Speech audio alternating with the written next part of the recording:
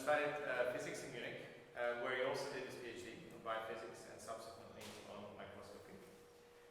Whereupon he went to California to work with moving group for a postdoc on tadpoles, and then he started his lab at Harvard in 2001, where he's been ever since, despite being wooed by various other institutions around the world. So without further ado, I would like to give you Florian Engel.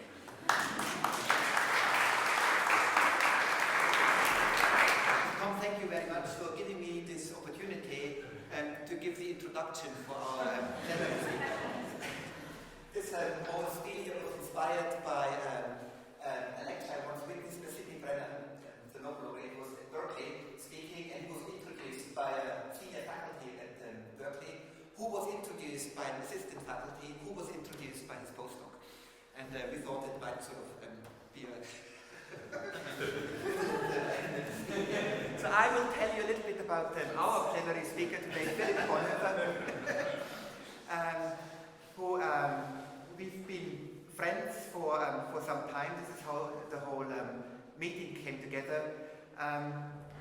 Philipp is the brother of Tobias Bonhoeffer, who many of you know, and he is was trained as a heart surgeon in Italy. So he was trained in Italy, and his initial claim to fame was that he's the one who developed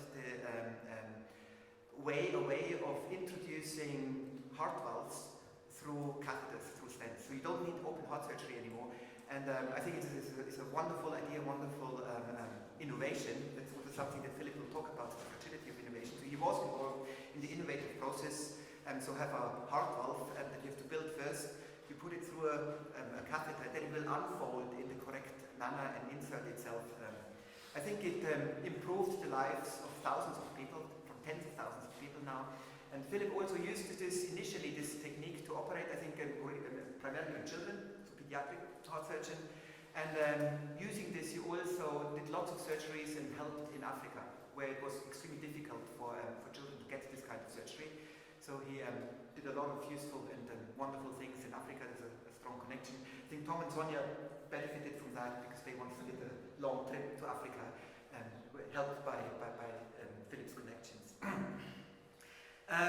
Philipp then moved on and also pursued his passion for music. So he's as you know, you've heard him, I think a professional quality violin player, so he plays the violin at an extremely high level, but he also has now is applying his innovative and his musical skills to building violins. And so he has a small workshop here, and as far as I've heard, not just from Philipp, but mostly from other people, the quality of these violins is extremely high. So the idea is to build violins, or use modern innovative techniques, skills, and musicality to try to build violins at the absolutely highest standards. It's an art that's assumed to be lost. So there's a theory that we can't build Stradivarius anymore because one theory is they have to age. Violin has to age to become old like good wine, and apparently that's nonsense, right? I think Philipp certainly doesn't believe that. He thinks it's just a lost skill, a lost art that he's trying to reinvent. So that's to sum all of this up, I want to quote Pablo Oteja, who yesterday asked me, so who is this universal man? This uomo universale? Almost like a Renaissance man, like Leibniz, like somebody who has talents in so many ways, who's a true expert on so many levels. So, and the answer to Pablo's questions, who is this universal man? It's Philipp Bonhoeffer. Please, Philipp.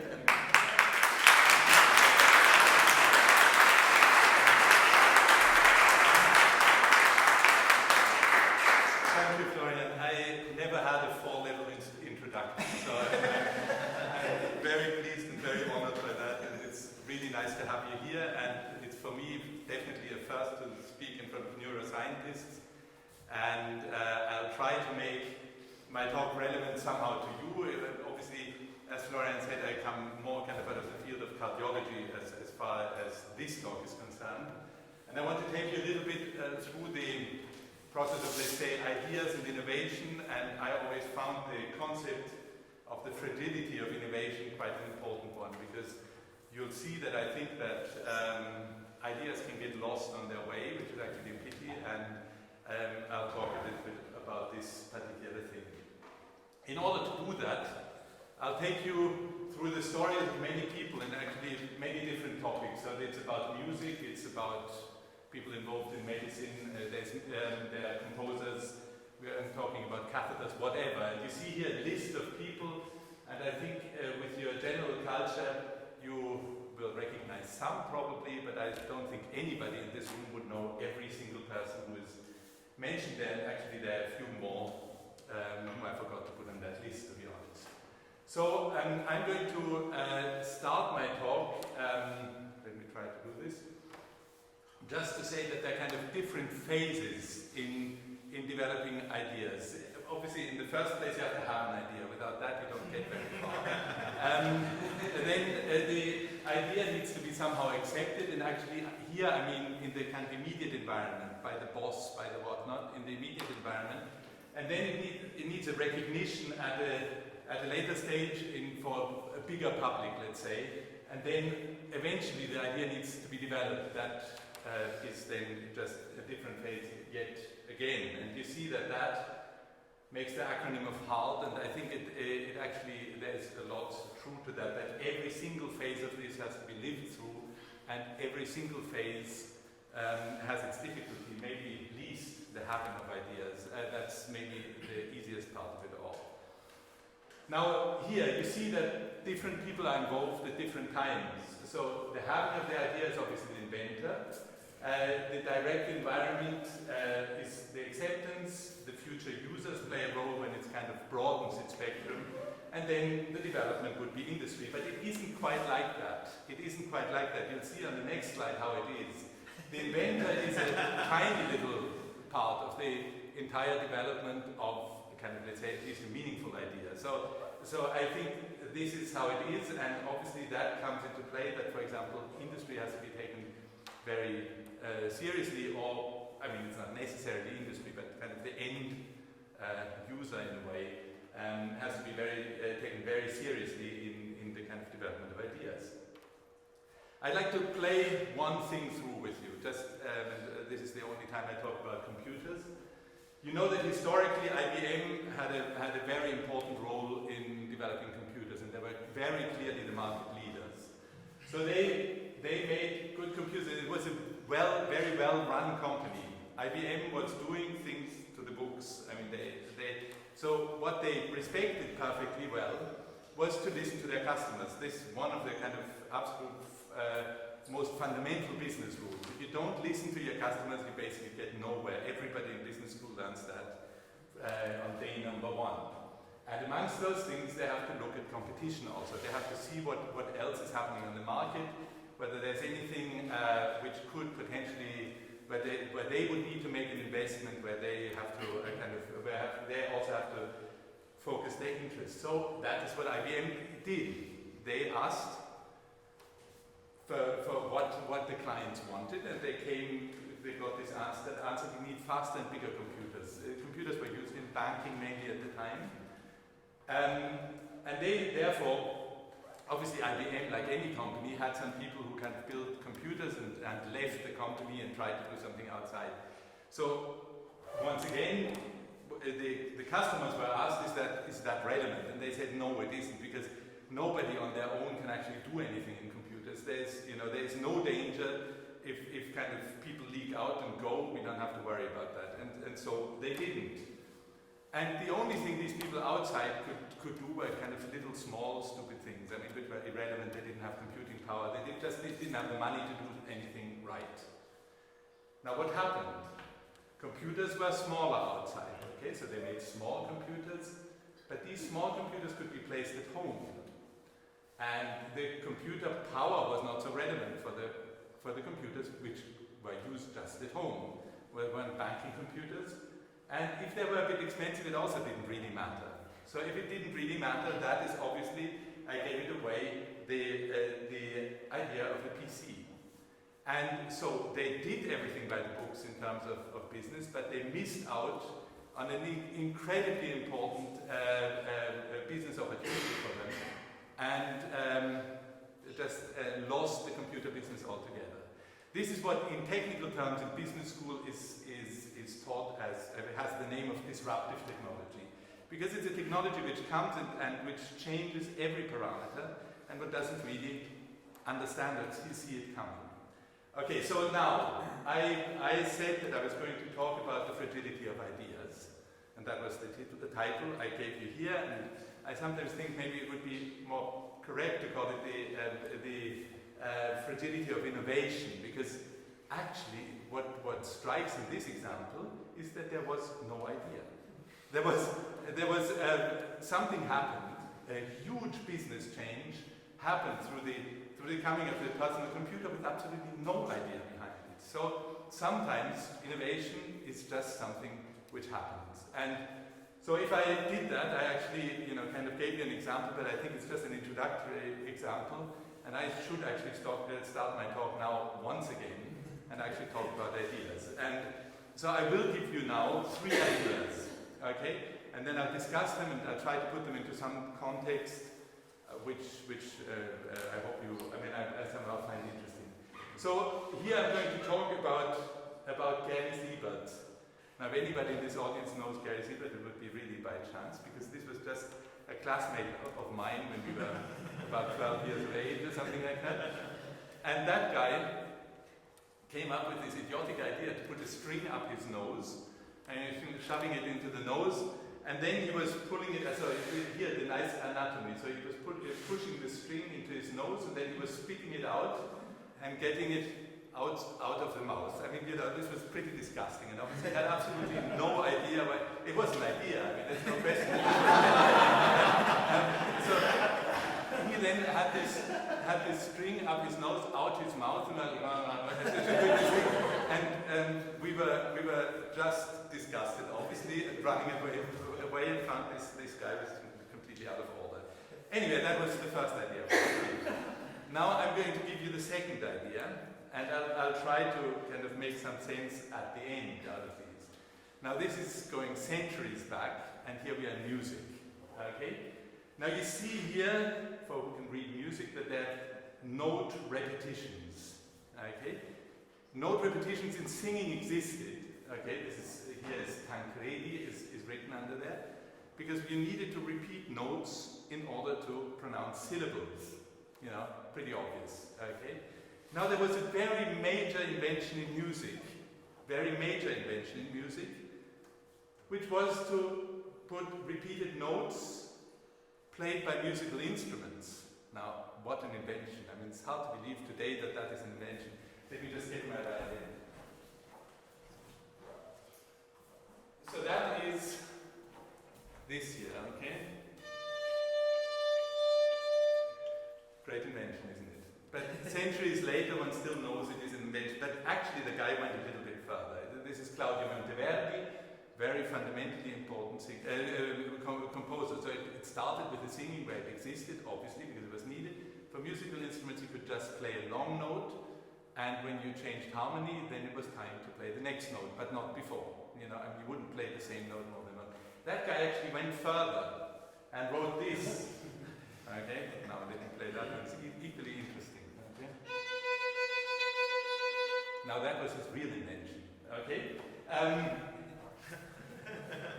hope you are amazed by what he contributed to music this guy. Claudio Monteverdi. And what happened there? The musicians went on strike. They refused to repeat notes. They didn't want to do that because they said, we are not going to saw our instruments into pieces. When the note comes, we play it, and we play it nice and long. There's no point to do this. We wait until the harmony changes and then we do the next. So the musicians actually went on strike. So this is something which doesn't seem to be an invention at all. It doesn't, but the resistance was there anyway. Okay. From here I go to the third example. Okay, now I have to apologize, but my examples come a little bit out of cardiology, maybe because I know a bit more about cardiology than about, for example, neurosciences, where I really know nothing at all. I'm going to talk about Werner Forssmann. Werner Forssmann is credited to be the inventor of cardiac catheterization. So that guy knew that one could stick catheters into the veins or arteries of animals, and could push them all the way into the heart. That one knew. And he said if one can do it in animals, might be possible in humans too. Yeah, I mean, why not? I mean, it's a pretty good idea, but once again, you know, maybe not so astonishing. But he couldn't convince anybody. He couldn't convince anybody to try that. And he tried all over. He couldn't convince anybody. So what did he do? He decided to take his own arm. And he introduced actually urinary catheter, because there one knew that worked.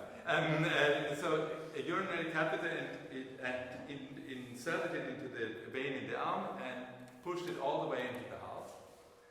And then he went to the X-ray department and made this X-ray which shows the catheter in his heart. And then he came back and was proud that he could do this. So how did he know when to stop pushing? The length, he just measured the length, oh, and he kind of knew how long that was. And so this is a historical photograph of this guy who made this incredible thing, did this incredible thing. Now he was working in the department of Ernst Ferdinand Sauerbruch. Just to tell you who Ernst Ferdinand Sauerbruch was. He was a very famous surgeon in Berlin and actually a great innovator, because he had developed pleural drainages, all kinds of chest surgery, so a real innovator. And when Werner Forssmann came to talk to Sauerbruch about his experience with his X-ray, walks into the room or the office of his boss Sauerbruch, what did Sauerbruch say? With this type of stunt you might get a job in a circus, but not in a proper German university hospital. That was the reaction of somebody who was said to be an innovator. And what did he do? Disciplinary action was taken against him for self-experimentation. The guy was kicked out and then ended up, the poor guy, as a urologist in the Black Forest somewhere. So that was the end of it. Okay. Now to go on with this story, one has to say that Werner Forssmann eventually won the Nobel Prize for that. Okay, so later, but quite some time later, the recognition came. And it was actually André Cournot, because this guy was a urologist by then. André Cournot was the guy who realized that Forssmann had done an important thing and realized what one could actually do with catheters. So that one could measure pressure, that one could detect dye, that one could do all kinds of things. So that's what so they eventually got the Nobel Prize together. In Berlin, where they criticized Forssmann, because what they thought was completely stupid. I mean, to put the catheter, you know, and to walk to they just thought the guy was crazy and stupid. So what happened there was that the people in Berlin said it's the first time that the Nobel Prize was given for stupidity. And so the guy this was the new type of thing, so the Nobel Prize of stupidity. Yes. Like Gary Siebert, no? Well, we're getting there. So, the question now is, there are two components. Who is the dumb guy of those two? You know, because obviously somebody was, and I think that's actually a question which is a bit more interesting than one would initially say, because he'd obviously say, what an idiot Sauerbruch, okay? But I would exactly quote, how could Ernst Ferdinand Sauerbruch know that was any better than Gary Siebert? It was just disgusting. You were putting something into the vein, you were the same thing. So actually, it is understandable why Sauerbruch reacted like this. I, as a kid, well, I wasn't Sauerbruch, but still reacted certainly the same way. I never questioned whether what Gary did was in any way useful or not. So evidently, Forssmann also to a certain degree didn't understand. So let me say that with these three ideas, there are already some common features. Okay? One of the important common features is that nobody knows when they have an idea whether the idea is original. When you're in front of your own idea, you don't know whether anybody else has done it or not. Okay? That is one thing. All of these ideas, even the repetition of notes, wasn't accepted, and people went on strike. Okay? But what is, I think, very important is that the inventor very often doesn't understand the impact of the idea. Okay? I think that's a very, I mean, it's not only the kind of first group to be confronted with it, but actually the inventor himself doesn't really understand. And that leads to amusing episodes to tell about things, you know, how funny Forstmann went to the whatever. But actually, how amusing are they? Because I think very often these are the actual killers of ideas. Because it's funny afterwards when the idea was successful. Then obviously that is funny to talk about the resistance you got. I mean, you know, the strike of the musicians, all that is funny. But it is actually, these are the components which kill the idea. So in real life, the inventors, when they're confronted with this type of criticism, really suffer, and it's difficult to push the ideas forward. Forstmann, in his speech to the Nobel Prize, which I read, kind of points out typical things which are probably true for most inventions which happen. Absence of technical essentials, because there is no money at the moment you have an idea, you don't have the money for it. And if you don't have the money for it, you can't actually prove that your idea is good. And that is, with these grant-giving bodies, a complete disaster. I mean, I think you know that I'm not a big friend of how money is given to research in kind of modern days, because you have no way to actually explore whether your idea is worthwhile or not. If you have to write a grant, the people reading, and so you lose so much time that your idea is old by the time you actually get there. So it's too difficult to get financial things. But that was a problem already at the time.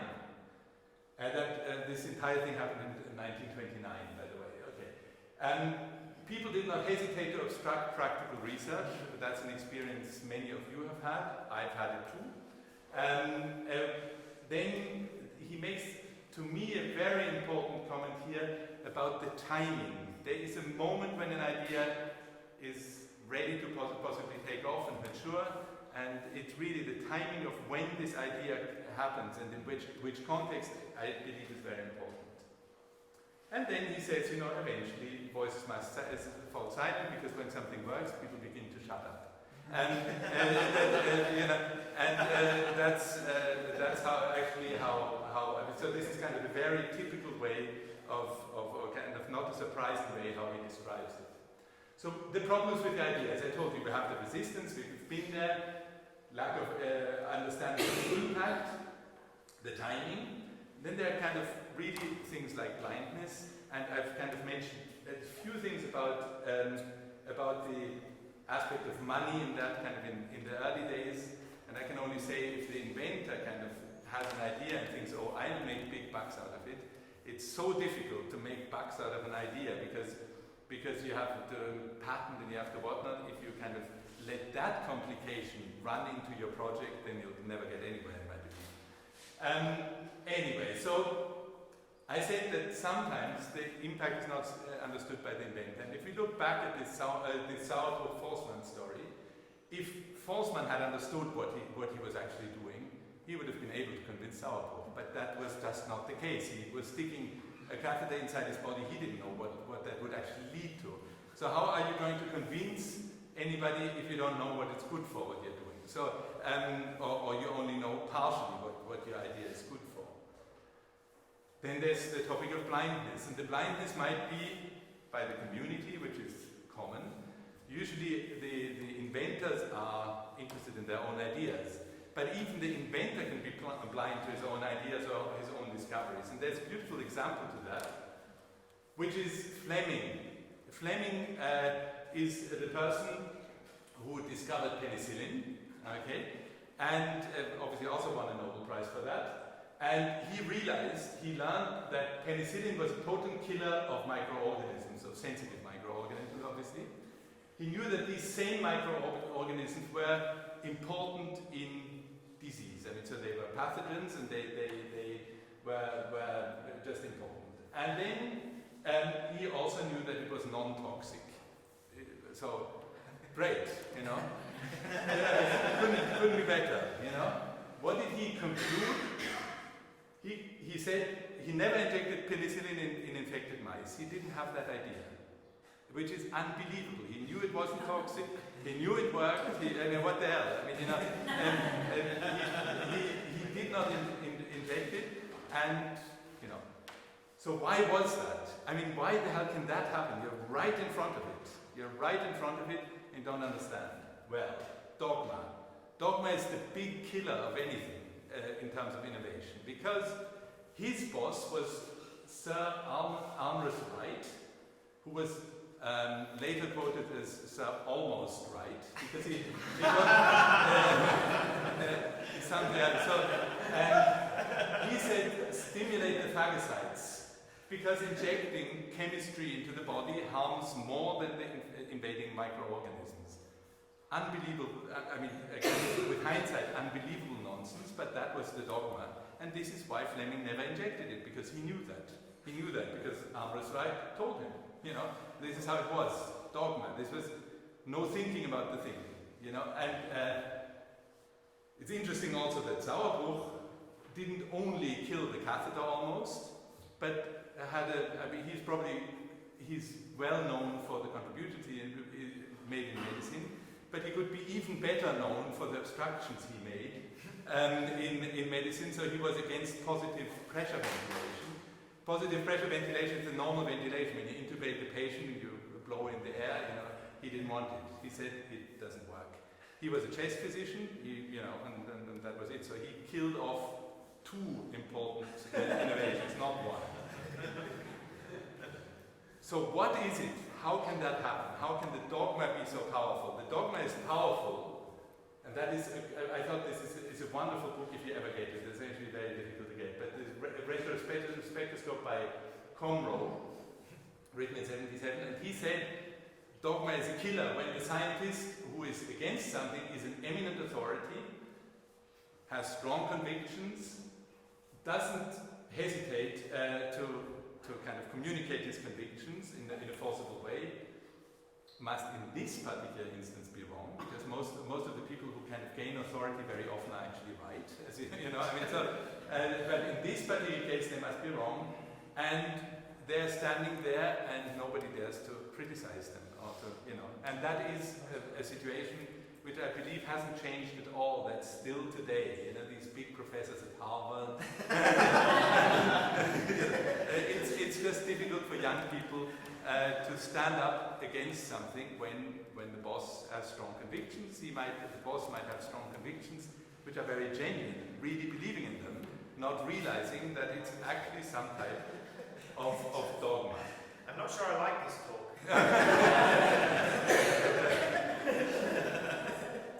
Well, in this kind of interest I had around ideas and innovations, I said it would be great to find some failed good ideas. Now, how the hell are you going to do that now? That's because if it's a good idea, it would work. You know, I mean, how can you say? I mean, a good idea is actually the one which had success. Otherwise, you can't prove it. So this is somehow an oxymoron here. This one. This is failure of good ideas doesn't really work as a concept. Let me kind of show you what I found as the best examples. Again, here I'm going to go to cardiology once again, and here was an attempt to make a heart valve. There's a little ball in a cage. This is kind of like a valve on a snorkel, can you imagine? Which was introduced by catheter. There was a foldable metal structure and then this ball which was put in.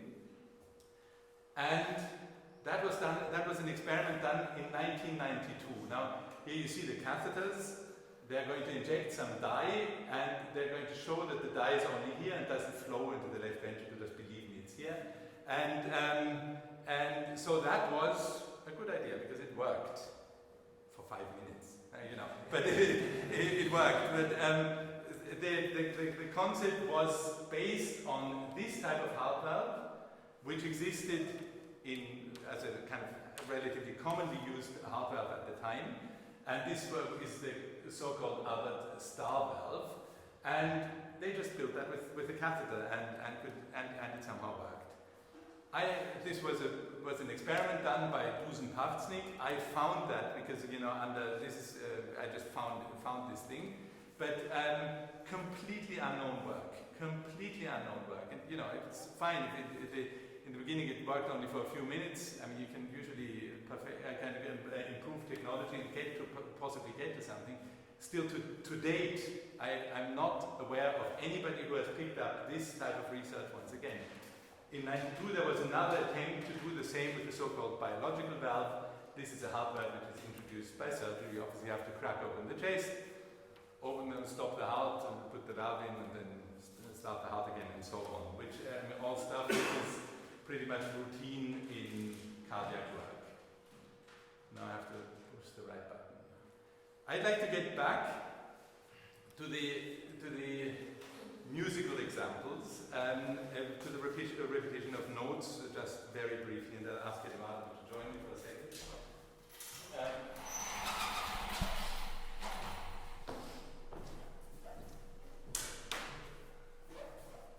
So there's Beethoven, for example.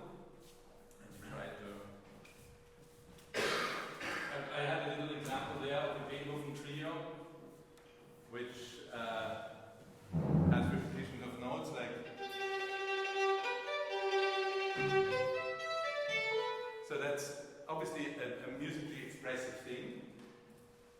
And I'm going to play, if I find it here, just a little thing with Eduardo to show you. We'll play it once without the repetition of notes, and then we'll play it again with the repetition of notes, and it's just a little Mozart sonata, just a little part of a Mozart sonata. Okay, go for it.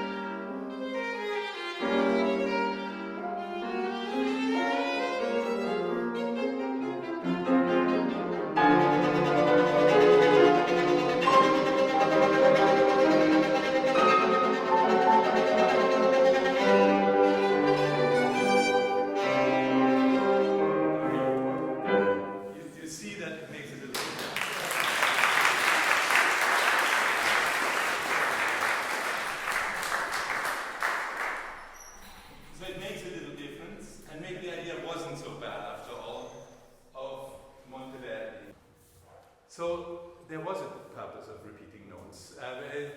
It's the basis of rhythm and so on. Now this was a Mozart, Beethoven did that too, and I can show you here a little example of that.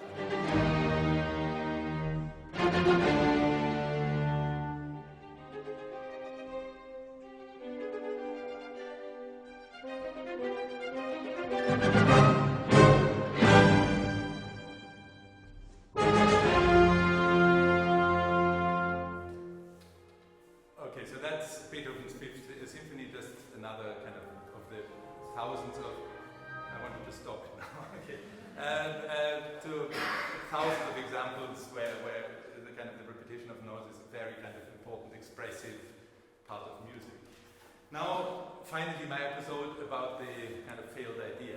Okay.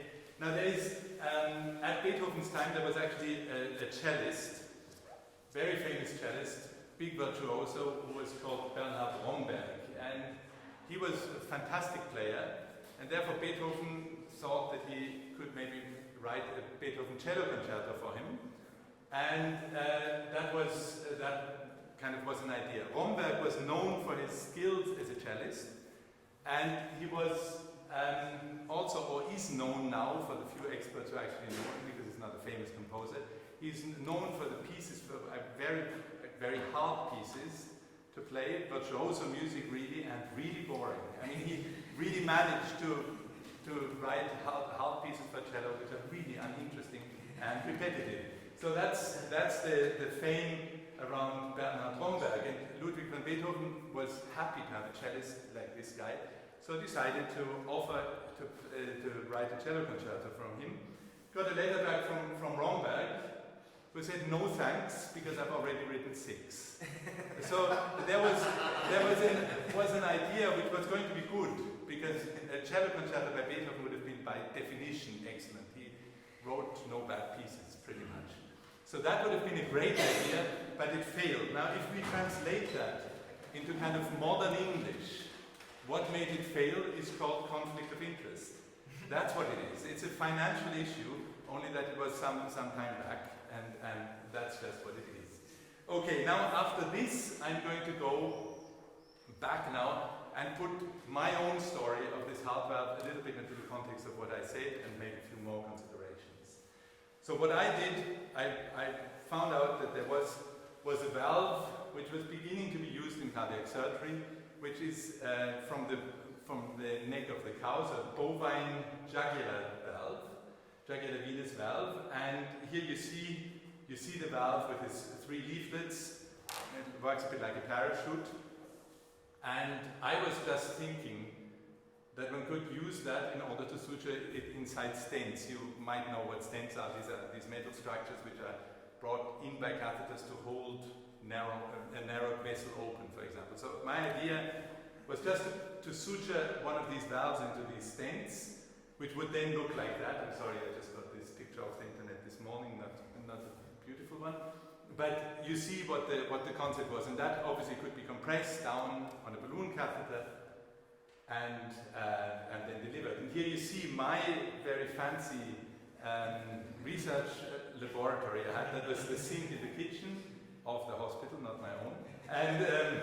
And here I had this valve. I held it under the water would run through. I held it the other way around, it wouldn't run through anymore, so the valve would work. And that was the proof of concept, and that was just about that money I had so that I could set up this experiment. But not much more than that. And then, eventually I could do that in a slightly better way. Here you see how such a valve is delivered, put onto mounted on a catheter, and then kind of, in the folded state, and then the kind of intermediate stages, and then finally open, and then obviously deflate the balloon, take it out, and leave the valve in place. But anyway, it doesn't really matter. Here you see how such a valve works when it's in a pump, and so just to make you more or less understand the kind of structure of the valve. Okay, when I had that, I had to go through all the kind of approval processes, the ethical approval and so on, which is obviously very necessary to apply medical technology. And this is the first patient, actually worldwide, who ever had a heart valve inserted without surgery. That was the very first one, and that was in the year 2000, September 2000. Now so I had some experience. I had a permission from the ethical committee at the time in France to treat 30 patients like this, and the kind of for an investigative device, and could then go on and make a kind of more formal application. Now I went to industry for the first time. Okay, med industry and kind of bigger industry anyway, and they said, "What a great idea! Absolutely wonderful." And that's why we're not going to do it. So they decided, they said the idea was great, but they were not going to do it. And which could slightly be in contrast, but you'll kind of somehow understand why that is. And it took me some time to understand it. I really didn't understand it then. And in fact, the first thing which happened internally, I didn't know that. There was one person who had seen this technology who went out immediately to write to everybody, every boss in the company, the 10 reasons why this wouldn't ever work. In front of the evidence that it actually did work, because I'd done it in patients. So he was writing just to make absolutely sure it wouldn't happen anywhere, and this letter with the 10 reasons was then later denominated the 10 Commandments. So there were 10 reasons why it shouldn't be done. Now let's try to understand a little bit the reaction of the company. Why is that? Okay, so we said their business rules, okay? Business rules, listen to the customer. That's what we had with the computers earlier. And actually, in the modern days, also kind of listen to the shareholder, because what does the shareholder actually, the shareholders, one has to accept, are bringing the money to development, and they have their say. I mean, you just don't get around it. Okay, now, if you go and listen to the customers, they go to their customers. Who are the customers? Expert in heart valves, cardiac surgeons. Okay. Now, this is actually, you presented me as a heart surgeon, which I'm not. I'm a cardiologist. I'm a cardiologist, a so-called interventional cardiologist. Cardiac surgeons don't like interventional cardiologists because they do things the cardiac surgeons would like to do, and we do it without opening the chest, and they do it with opening the chest. And they're very sorry. Yeah, no problem. But we get kind of the patient's wish very easily on our side, and that bothers. Now, the heart surgeons are the ones who understand about heart valves, not the cardiologists in this context. No cardiologist had ever implanted a valve other than myself, and the heart surgeons are losing business. They are losing business because if what we say works, they won't have the patients anymore. And actually, in the coronary business, they already had lost so many patients. Okay. So what are these heart surgeons going to say? They're going to say the valves are worse. That's possible because we didn't try ours, and it's actually likely that they're worse because theirs work relatively well. So they are saying they're going to last less long and they're going to be more expensive. So why the hell would you go for this type of thing? Okay, so that's the first reaction. Then the CEO, gets that information back from his experts. He truly believes that these are the experts because in the new thing there is no expert so far. So they are looking at what is actually good for our company. Okay, what is good for the company? What is the risk for the company if you go for something? And do we have internally the expertise to develop the technology? Because obviously you have to have the kind of background. Yeah, will our customers be happy? Well, the cardiac surgeons who are your customers are probably not happy. If you go for new technology, would life be easier without the intervention? Then there are kind of all these little things they wouldn't really talk about, but which are questions which obviously go around. I mean, should we kill off the technology and so on? That's obviously something which isn't pronounced loudly, but it's it's something which might make their life actually easier. So now we're in the middle of what we would call kind of this second part here, the recognition of the ideas and the development of the ideas. And what is interesting is that different people are involved at that stage of the thing. So now you have the engineers, they have had proper training, they have tools, they can do all kinds of things. Same, the market analyst understands the whatever, and the business person went to business school, they understand everything. But the inventor has had the idea, so pretty irrelevant actually, because the idea is there. This person can't actually contribute to anything anymore at this stage. So that is the typical situation where things fall out because there is kind of major conflict occurring very often during the development of ideas. Now, obviously, you go through all these thoughts, and these people go through these thoughts, and I mean, of the safety and so on, and rights and whatnot. I mean, there's all kinds of considerations which have to be made at this time. What is interesting is that the thoughts are different according to where you come from. So if you look at two companies in this case, there was Medtronic. Medtronic is the biggest, worldwide, the biggest medical device manufacturer. They make everything. They make hip joints, I guess, I don't know. But they make just about everything which are medical devices, in particular in cardiology, the pacemakers, defibrillators, you name it. Everything is made by them. Insulin pumps and whatnot. That is Medtronic. Edwards Lifesciences is a heart valve company. Okay? Edwards Lifesciences is a heart valve company, has nobody else but heart valve people. Okay? Now, if an idea comes through which can be considered disruptive technology, what I spoke about earlier, can be considered, now they are in a terribly difficult situation. Either they go and say, we are going to go for this new technology, but we'll piss off every single client we have. Or we don't go for it, but then we might lose the entire business if it's successful elsewhere. It's an enormously difficult question for them. And Medtronic, well, you know, you sell insulin pumps. It doesn't really matter. If you lose on one thing, you kind of have the stability through the fact that you do other businesses also. So extremely difficult. So a CEO of Edwards would be much more inclined to say, okay, let's buy, for example, I'm a bit maybe overstating it, not really. Let's buy the technology, make sure that we have every patent, and then sync it. Because that's the safest way to stay a market leader. That's how they might have to think. So this is obviously also right, because these people have to work for, you know, they have people who work in their company. For Medtronic, and I said earlier, that's the company I work with, they said no, because when I first met them, they said, this is a wonderful idea, but it's so easy to understand that everybody would understand it. And you have to consider that we are a company which make only good products. Okay, so if we make another good one, it actually doesn't matter. If we make a bad one, it matters.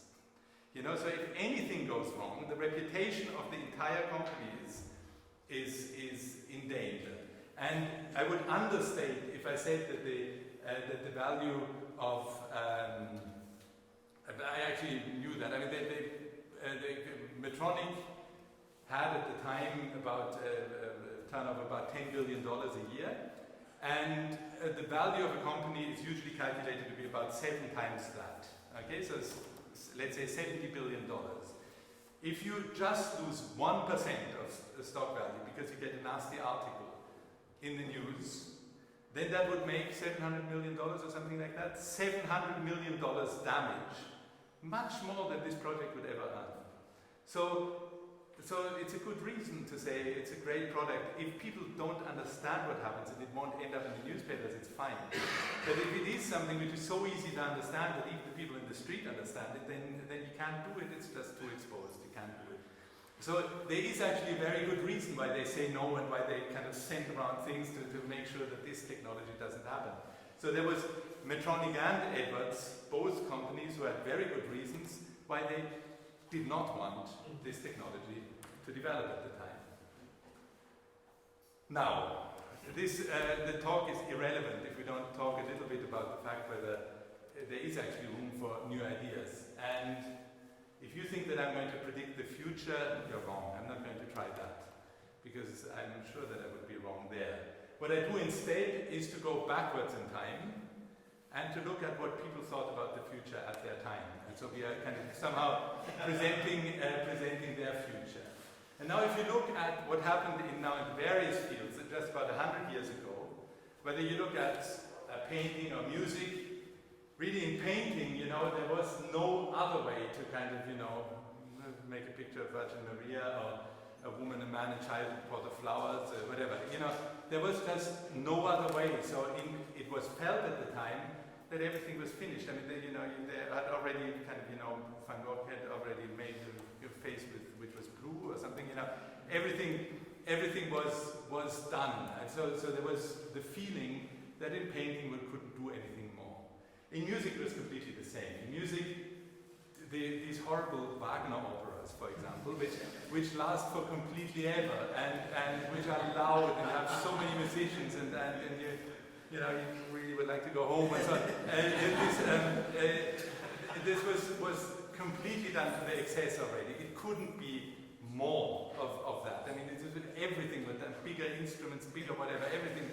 So that was the same thing. The pieces were horribly long, and so there was nothing to do anymore. Okay, nothing to do. In science, actually, the same. There was the periodic table. You know, you now knew the smallest thing was an atom. You know, you could predict chemical reactions. You could do what else is there in science? That was it. You know, to predict the chemical reaction, there is no reason to go on. And interestingly, and I don't actually have documentation of that, but there were attempts to close the patent office because everything was invented. You know, I mean, what the hell more did you want from life? Now, we know, 100 years later, that there were a few more ideas which actually brought the world forward. But at that time, the feeling of kind of saturation really existed. Now, you know, they had new ideas. You know, they defined. I mean, Marcel Duchamp had this beautiful piece of art So these were things which then came. One tried with Cubism, one tried to kind of bring another dimension into kind of a two-dimensional picture and so on. So all of a sudden they were really cracking the thing, because they were going from realistic painting into abstract painting. It's a huge thing actually, you know. But that is because they were stuck, they didn't know where the hell to go. They were stuck. I mean, there was actually no other way to depict a flower pot or something. In music, the same. Okay, in music, all of a sudden one questioned absolutely everything, and it was Stockhausen who started to teach a new harmony. Actually, he wanted to break away from, you know, the minor and major and whatever, which is obviously part of the harmony, the way we listened to yesterday night, for example. So he wanted every single note. I mean, there are 12 notes, you know, before you get from a C to a C, there are kind of 12 notes. And he wanted every single note to be played once before the next one came. So that had forced you to get out of the classical, you couldn't have harmony. And he thought that he was going to develop a new way of listening to music. And I'll let you enjoy that for a second, what he wrote.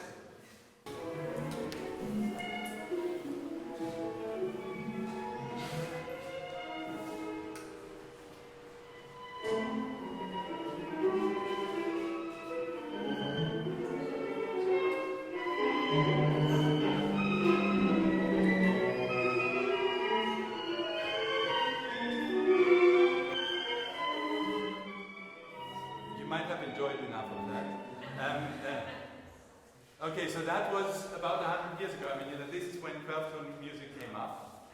And then I would actually now like to play, I hope this time it works, and it's not very loud, but anyway, I hope it works, and I would love this to be a bit louder. And play you a chamber music piece, which was written by Stockhausen. And Stockhausen is another modern composer, and this is a chamber music piece for 4 helicopters and string quartet. Okay, now you'll enjoy that one.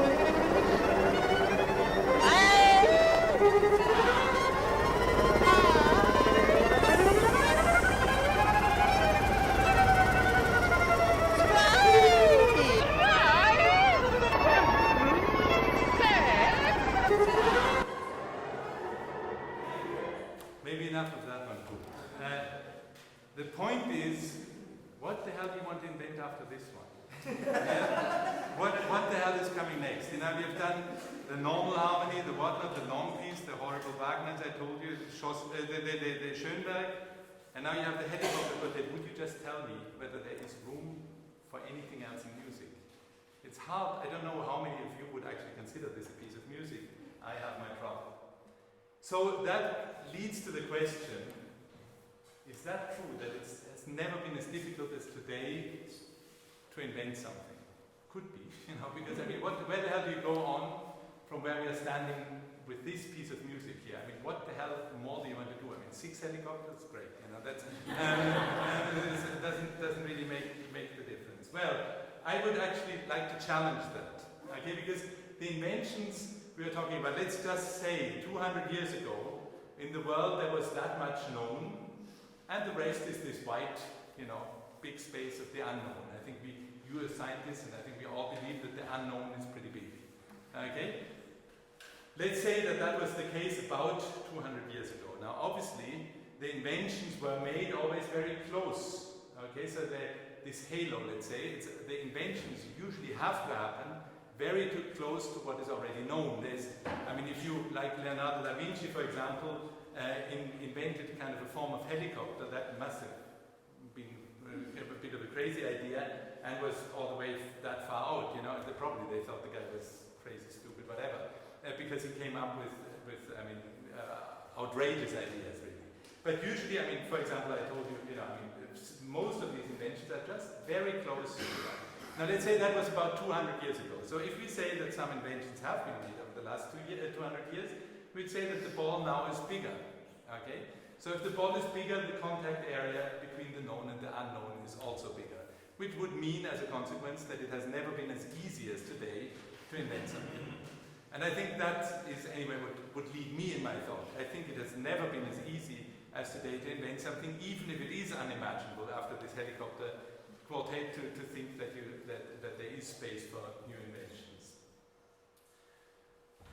In my own case, you know, when Werner Forsman did this experiment, to think of a valve which you could implant without surgery would have truly needed a genius. In my case, I had this little valve which already existed in surgery. I had the little stent which already existed to put it together, you know. I mean, that was simply an invention which had to happen. I mean, if it wasn't me, somebody else, I mean, you know, it was a pretty obvious thought. It happened that nobody else had it before me, but somebody else would have had it. So this is, and that is the typical kind of normal kind of idea or innovation which exists. Now I want to eventually conclude, and I'm sure you hope for that relatively soon. But before doing that, I would actually like to tell you two stories. And this is about the heart valves. Now, I started with this pulmonary heart valve, I'll tell you in a second, which was put into this position here in the heart. That is an indication which is more common in congenital heart disease and not so terribly, not as frequent as the degenerative aortic valve, which is in the kind of red position somewhere here, and which is a more common valve, which started sometime later. So that's this one, which also exists. This was the original idea, and this one was brought forward by others. Okay, but I'll give you a story. Okay, and the story is a true story, you won't believe. Okay, this one story simply tells my story of how I developed the lab. So in the late 90s, I started to work in this animal lab, try to see whether I could make it to implant the first valve. I mean, you know, in animals, obviously, this could be potentially successful. And 18 months after my research, the people saw that I had some success. They started for their aortic valve, so for the other side of the heart, let's say. And that research was led by Alain Cribier. Okay, it's a very different setting in terms of pathology. I mean, mine were mainly kids with congenital heart disease, and he was dealing with very old people who were quite frail, actually. So I did these pulmonary experiments. I was for the pulmonary position, got the ethical approval, was granted the right to implant, and I showed you this one patient who had his first implant in the year 2000. And the aortic program, the other program, was some 18 months behind. They started 18 months later to do the first implant. Okay. Now, our things went well. I mean, in the kids, it was somehow an easier situation. It went well. Whereas on the aortic side, the others had problems. They actually had quite a lot of problems. So by 2004, this was 4 years later, I had done 50 cases and implanted, and I didn't have mortality, so nobody died. Whereas in the aortic, I told you it was more complicated. They had done 20 by then, and there were only 7 survivors 3 months after the procedure. So very different in terms of mortality, morbidity and mortality. So there are obviously the regulators, and the regulators allow you or don't allow you to work. And the French regulatory agency stopped the aortic program because there was too much mortality. But that was only the French, and in the meantime there was another product coming to the market which was called core valve, still for the aortic valve. And they presented in 2005 their first 2 cases. They actually, I was chairing this session, which was difficult because they were chairing this session, they were showing the 2 patients, the 2 successful cases, without mentioning that they both died at the procedure, which is, you know, kind of irritating when you... but so it was presented as a success, but both patients were dead. And in September of 2000, by that time, I had done 100 cases, and, you know, because of a more simple environment to implant the valve, I still didn't have any mortality. Okay, then in 2006, this core valve company came again. Now they had 11 cases, and they had 4 survivors out of 11 at 1 month's time. So it was, you know, I mean, the aortic side was actually, truly, really problematic. Now the regulators were there because they realized that the death of the aortic valve were actually not related so much to the device as to some other things. So what one kind of foresaw as a potential problem wasn't what actually occurred in clinical practice. So the patients, the patients in the aortic program actually didn't have alternative treatment. So then you can say, if they're deadly ill and they really don't have an alternative, maybe you can still do something. They admitted that the population who needed an aortic valve implant was very fragile, and they saw the success of the pulmonary program. And they said, well, if the they thought about that a lot. I was involved in many phone calls and so on. It ended up with the fact that the regulators said, yes, we will allow to do even the aortic program. The technique improved, the selection criteria of patients improved, and you see that there are now about 10,000 people treated yearly for the aortic, not for the pulmonary side, but it's just about 1,000 or so, much less. And 10,000 patients are treated on a yearly basis, and really the mortality dropped in an absolutely dramatic way. So the regulators did a good job, and it was a very difficult call to do that. Very difficult call. Okay, now I tell you a second story, and that one is invented. Okay, that's just an invented story. It has something to do with the first one. You'll see. We are just changing dates here. Okay, I'm just changing dates. Nothing else. I put the aortic program in front of the pulmonary. Okay, and we'll run through the same series of events once again. So the pulmonary valve research started. So all this would have been the same. 18 months later, doesn't really matter. But then after aortic experiments, ethical approval would have been given. Why not? And the experiments, it worked. Okay, then the first aortic valve implantation was done. Okay, forget about this one. Okay, this particular topic. Pulmonary implants, would still wait at this point, but the aortic implants would have been as problematic as otherwise. I mean, there wouldn't be any other reason. Ethical approval for pulmonary valve would not have been given on that basis. Okay, so the pulmonary valve would have never seen, because it would just not, the patients weren't that ill that you would do that. So pulmonary would be dead just because it started with the aortic. Okay, we go on, they would have shown their 20 cases with the 7 survivors. The French regulatory agencies would have done the same. They would have stopped the thing. Then the next thing, CORVA, would have come also showing that patients would die, and then they would come with the second proof that patients would die. There wouldn't be any supportive technology to make people believe in the technology, and after very careful considerations, the regulators would have just said no. And that was just by changing a date. That could have been very true, that would have ended the entire thing. Now let me just play that through a little further. The aortic program would have become a curiosity, like this Dusen-Pavtsnik thing I showed you with a mechanical valve by catheter. Would have been something, some people know, but otherwise it would have just died off as a thing. Then maybe in 2020, a young investigator would have gone to his boss and said, pulmonary valve implantations were great, and the boss would have said, with these experiments you can go to a circus, and the thing would have been, this has been tried and has killed many patients in the past, so no way you're going to start that again. So that would have been just by changing one date, it would have been the death sentence to this entire technology. If you look into history, there's a beautiful example in X-ray. The first cure of cancer with X-ray was reported in 1899, the first cancer caused by X-ray in 1902. Just imagine that the other way around. Can you imagine what that would mean for medicine today if that would have been the other way around? It would have possibly killed off all of X-ray. I mean, what would medicine be today without X-ray? It's just a completely amazing thought that these things could have happened and might have happened, and the interesting thing is we wouldn't know. We just wouldn't know. Because a good idea which failed is not going to be known by anybody. So, what I wanted to convey to you is that ideas are fragile, and I think the saddest story of all those is that Beethoven never brought a cello concerto. Thank you very much.